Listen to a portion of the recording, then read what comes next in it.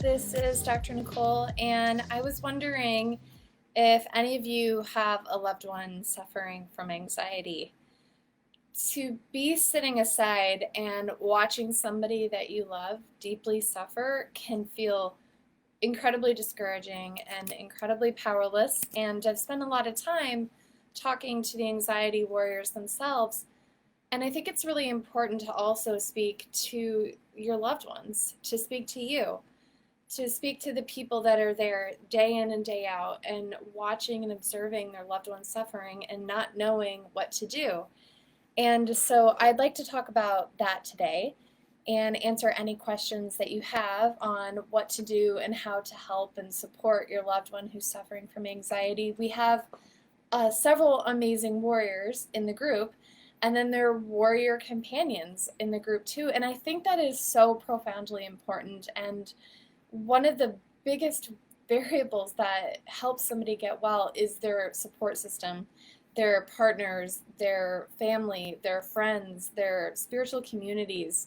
You guys are the bedrock upon which our warriors are standing so that they can heal and take their lives back. And so today is for you.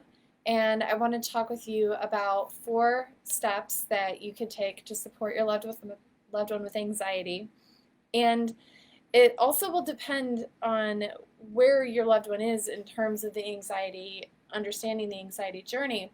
Some people, when they're anxious, there's not a lot of acknowledgement of that process. Part of a coping skill of anxiety is to suppress it and to work much harder and to keep a lot busier and to distract with video games or substances or productivity or whatever it is.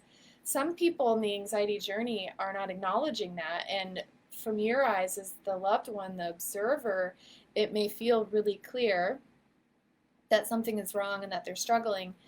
And so I want to focus today on that, on how to help bridge that gap between my love, you're totally suffering, I can see it, but that individual not acknowledging for whatever reason that there's something that's going on, and how can we have that conversation.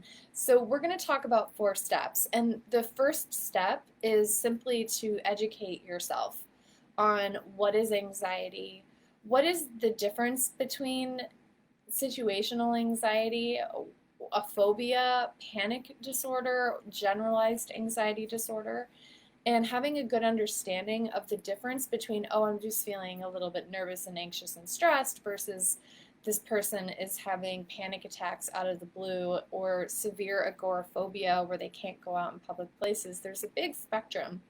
So acquiring education is going to be really important so that you can speak to them from a place of knowledge and understanding, especially if they don't even know what's going on. A lot of times people feel like there's something really wrong with them, and they don't realize that it could be anxiety. For example, yesterday I was talking with one of my clients, and he was expressing that he was having a lot of heart palpitations, and he'd been to the doctor many times to have his heart examined, to have his blood work done, and every time everything came back perfect. There were no abnormalities. And his doctor had sent him to a psychiatrist and told him, you have anxiety, and his anxiety was manifesting in his heart. And so I was communicating with him yesterday, and I was reminding him sometimes when we're anxious, our nervous system can produce symptoms of anxiety that can feel like heart palpitations, that can feel like a heart attack. And so sometimes it's simply a matter of just being educated on what symptoms anxiety can produce. I have a lot of resources on my website that you can go and check out at www.drnicolecain.com. And I also like to read on WebMD and Medscape and other reliable sources. And I'll post some more content on what is anxiety as opposed to what is trauma, stress, and what if it's hyperthyroidism, like the different things that you should be considering in the process of getting educated so that you can help your loved one. The other part of education, so that you can come prepared to the conversation with your loved one, is having a good understanding of what treatment options are available for them, and knowing, are they going to be out of pocket or are they covered by your healthcare or their healthcare. And so the first step is figuring out philosophically what approach do you want to take, what approach do you feel like might be best for them, and then writing down some options and coming up with a wide variety. Some people, they feel much more comfortable going to a psychiatrist, whereas other people, they don't want to start with a pill and they want to do something different and integrative. And other people, they are totally anxious, and whatever they do, they have to stay at home and they can't go anywhere because they're so scared of leaving the house. And so we have to find out what options are available for your loved one's unique needs. One option that I think is really good is I created the 7-day anxiety freedom challenge, and it's something you can do from the comfort of your own home. You can do it with your loved one. It's totally free. It's empirically based, and what I've done is I've created a video series, and you'll get an email every single day with 2 tips, one that focuses on anxious thoughts and the other that helps you with the actual physical symptoms of anxiety. So we're targeting the mind and the body. I call it the glitter and gold method. And you can start doing that right away today. You'll get the free booklet, you'll get some exercises, videos, get some free support. And so that's one thing that you can start right away. To get the link, it's going to be included in the Facebook video comments that we have here. Haley will post that. And then we also have an Anxiety Warriors group where you can come in and get support. Even if you don't have anxiety yourself and you're advocating for your loved one, this is a really great safe place where I'm putting content in there that's free to help answer your questions and to get you answers that you need for your loved one. So step 1, we talked about getting educated, and that is about what anxiety is, what could be going on with them, and also what kinds of treatment options are available. And then step 2 is the actual process of engaging with your loved one. And this can be really, really tricky, and the most important thing is, regardless of what you say, is make sure that the person knows that you love them and that they feel supported. And so how do you open a dialogue about anxiety, especially if the person that you're talking with doesn't acknowledge or realize that they have anxiety or that their symptoms are like anxiety? Is approach them with humility, approach them from a non-controlling manner, and speak from the heart and let them know that I've noticed that you appear to be suffering, and give specific instances. So for example, yesterday I noticed that when we were about to go out that you expressed that your stomach was upset and you canceled your plans. And this similar thing happened when we were going to go to this event. And so I'm wondering if you could tell me what you're feeling, what's happening in those moments. And so you want to speak from the heart, make sure that they feel loved, and give specific examples. And then ask them, what would support look like for you? What would be ideal for you? Because sometimes they already know and they've been thinking about it, or there's something that they would be willing to do and things that they wouldn't. And so asking them up front is incredibly helpful, because then you're bringing them in a sense of empowerment to be participating in the anxiety journey. And then you can inquire, would you be willing to look at this Anxiety Freedom Only challenge with me? And you can do it together. And sometimes the path of least resistance is something that comes to your email that you can do from the privacy of your own home. And then celebrating your wins from that might open the doors to more intensive support. But I usually recommend, unless you're dealing with a crisis situation where somebody is feeling like they want to hurt themselves or hurt someone else, or if they're not functioning to the point where it's becoming an emergent situation, is if it's like that, then obviously you want to call the crisis hotline or call 911. But if it isn't something urgent and you have the time and bandwidth, usually starting with the path of least resistance is going to get you the most success. Because when we're feeling anxious and overwhelmed, starting a whole treatment program can feel incredibly overwhelming on top of the overwhelm, and it might present as an obstacle for your loved one. So doing something really quick and short that gets results, I think will be a really good place to start. And then ask them about their level of motivation, and that will help guide you to the level of intensity. So if somebody's like, I am tired of feeling anxious, I want to get my life back, I want to do something intensive, you can give them different support options, as opposed to if they're like, I'm not anxious, I don't have bandwidth to talk about anything. You know, it's a very different conversation. And so the next step is just simply to ask permission on helping them figure out solutions. And if they're open to that, then you can present them with the research that you did in step one. You could say something like, I don't want to make you feel like I'm getting into your business or trying to tell you how to live, but I care about you. And I was wondering if I could have your permission to come up with some solutions to help you with what you're going through right now. And that's very humble, it's very loving, it's asking them for their permission, and I think that's going to be really important for you in supporting your loved one in the long run. If they agree, and if they're comfortable with the plan, then formalizing it is really helpful. So sometimes they may be like, yeah, I know I've been dealing with anxiety, I haven't been feeling like myself lately, is then you can actually ask them, when is a good time for us to talk about this? I would love to come up with a plan to help you feel better. Because sometimes when we approach them, we may be ready for the conversation, but they may not be. And so formalizing brainstorming sessions is really helpful. It can help them prepare for it, get in the mind space for it, and again, you're honoring their timing, their integrity, their needs, their personal power, which they already feel like is being stripped from them. And when you have that brainstorming session, you want to talk about what have you tried for your anxiety?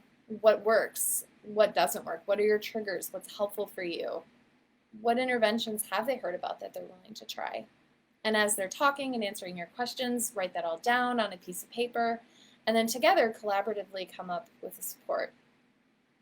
And then the third step is to negotiate a plan of action. And so we've talked about you're doing your research, you're approaching them, you're making a plan, you're being formal about the process, and now we want to put that plan into action. And so when we're talking about helping with anxiety, the more specific that we can be, the better. So for example, if I'm talking to somebody and they're really anxious and I express to them, I think it would be really helpful if you were able to move your body every single day. If I keep it more general, like, well, I'll see you in a week, move your body every single day, the likelihood of them following through with that is much lower versus if I tell them, I want you to do 10 jumping jacks at 2 o'clock every single day, and then write it down and then bring it back to me and we'll talk about what happened. The more specific that you can be in your plan of action, the more accessible and easy it is for the individual, the more easy it will be for you guys to schedule it, and the greater the success. And so then you can check a box. I have a client that I spoke with yesterday who has a whiteboard on the wall, and she writes down her self-care activities and the time that she wants to do them at, and then she gets to check a box when she's successful. And one, it's very specific, and two, it's accountability, and three, she gets that positive reinforcement of looking at all those checks when she gets that done. So one is you want to help your loved one come up with a plan of action and making sure that it's accessible and doable. We don't want to overwhelm them. And so again, starting with just one thing, one solution is a great place to begin so that it feels totally negotiable. And that's why I created the 1 week challenge, is because it's you get the email sent to you, you get the video sent to you, you get the booklet sent to you, and you just simply read. And extra credit would be to practice utilizing the exercises. The more you use it, the more that the brain is going to adapt around what you're learning and integrating, and the more success you'll have. And so we've talked about number one is you're getting educated. Number two is engaging with your loved one with love and mercy, honoring their integrity, their personal power. We've talked about negotiating a plan of action, making sure it's just one accessible thing, that it's easily broken down, and that you celebrate your wins. And then the last step is to take care of you, is helping yourself, helping the helper. When a loved one is suffering, we've observed that caretakers and partners often neglect their own health to help their loved ones. And I want to tell you that it's incredibly important for you to take care of you. And it's not selfish to make sure that you're okay and taking extra good care of yourself right now. And so I have 3 steps for you that I want you to follow as the caretaker. And they're really important because if you think about it, the stronger that you can be, the more you're going to be able to stand up alongside of your partner or your loved one and to help them as they heal. You have to be strong and centered in yourself in order to help somebody else. And so the 3 steps, number 1 is to make sure that you stick with your schedule. And that means that if you need to go and do self-care, whether it's going for a walk, walking the dog, going to the gym, eating at regular times, waking up and sleeping at regular times, doing your crafts or extracurricular activities, whatever that is, don't put yourself to the side only to take care of your loved one. Is make sure that you are intentional with your schedule. So spend time with your loved ones, serve them and take care of them, but also make sure that you're taking care of yourself. And so maybe you need to sit down with your loved one and figure out a plan and make sure that you can have that written down and that you can be accountable to that too. Make sure you don't let yourself be mentally consumed by suffering of your loved one, and it will actually help them more if you can have space to decompress and unpack and heal and then come back ready to support. The second thing is to make sure that you stay connected, is soliciting your own support. Do you have a counselor or a doctor or a close friend or a mentor or somebody that you can talk to start to work through and process your experience? I remember when I was having my anxiety and I was at rock bottom years and years ago, my husband was my primary support and he was there for me every day. But after that journey passed, we came to realize that that had really weighed heavy on his heart, and he was experiencing symptoms of almost like PTSD. If I had a night where I didn't sleep, his anxiety would start to surge. Oh my goodness, is this coming back? Have you ever felt that way? Have you ever felt like you're by proxy being traumatized or feeling depressed or feeling anxious because you love your loved one so much and you can't fix it?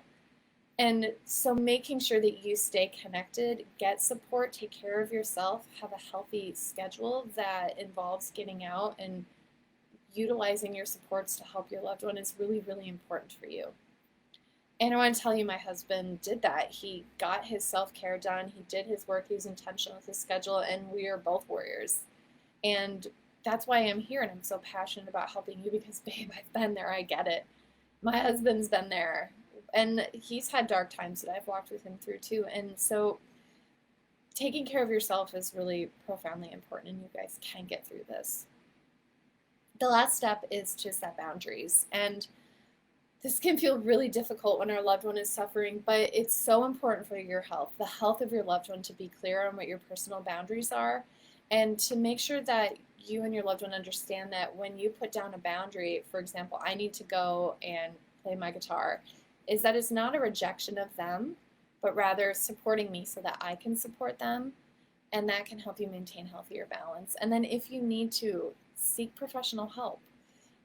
These people spend years to get a degree to become amazing helpers. They invest their time, their adrenals, their energy in being able to give you the best support possible. And so utilize that support. I love working with trauma-informed therapists, and so people who have DBT or EMDR training, I often refer to these individuals. Doing the 7-day Anxiety Freedom Challenge can be really helpful, even if you're not anxious, but just to get that support and get that community. And so make sure that you're taking care of yourself while you're taking care of your loved one. And so we've been talking about a 4-step process to help you take care of your loved one, to help your loved one with anxiety. We went through each of the 4 steps and talked about how to take care of yourself in addition to taking care of them. And so if you have questions or if you need more support, the Facebook group is here. We're here for you as a warrior of a family member, and if you have anxiety yourself, we're totally here for you. And to learn more, you can check out our Facebook page, or you could go to our YouTube. We have tons of videos on there. I have blogs on this topic, and we'll make sure to include all of the links. And so thank you so much for watching. Check back here often. I'm going to be doing Facebook Lives every Wednesday and Friday. It's going to be 1 o'clock Eastern. And so I will see you guys next time. And by the way, we have a blog on this topic. We'll make sure to put that in the show notes. And I will see you guys soon. Take care.